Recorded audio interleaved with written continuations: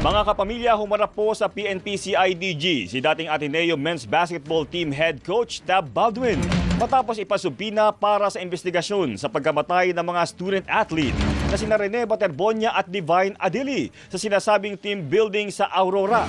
Dumating kaninang umaga sa tanggapan ng CIDG si Baldwin kasama ang kanyang mga abogado para magbigay ng salaysay sa pagkalunod ng dalawang manlalaro. Iniurong naman sa June 22 ang pagharap ni Baldwin sa NBI. Samantala, nakasalang pa rin si Baldwin sa CIDG. Kuha po tayo ng update mula kay Marlene Padiernos. Mars!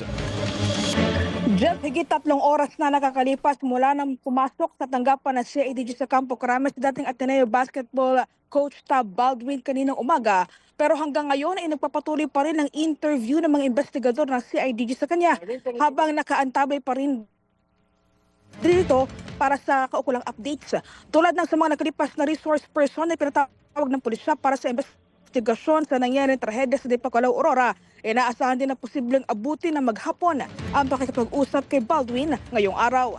Sa isang pahayag, binigyan diin ni PNP Chief Police General Jose Melencio Nartates Jr. na hindi maaaring madaliin ang proseso ng investigasyon upang masigurong walang makakalusot na anumang critical facts sa insidente. Layon anya ng kanilang masusi at malalimang pagkasiyasat na makapagtatag ng mas mahigpit na pamantayan at maiwasan ang mga kahalintulad na trahedya sa hinaharap. Kasalukuyan sinusuri ng mga investigador ang posibilidad ng paglabag sa Anti-Hazing Act sa insidente. Pero nanatili pa rin bukas ang investigasyon sa lahat ng posibleng anggulo. Yan ang balitang kumpirmado sigurado. Ito ang Radyo Patrol, Marlene Padiernos, DZMM. Maraming salamat, Marlene Padiernos.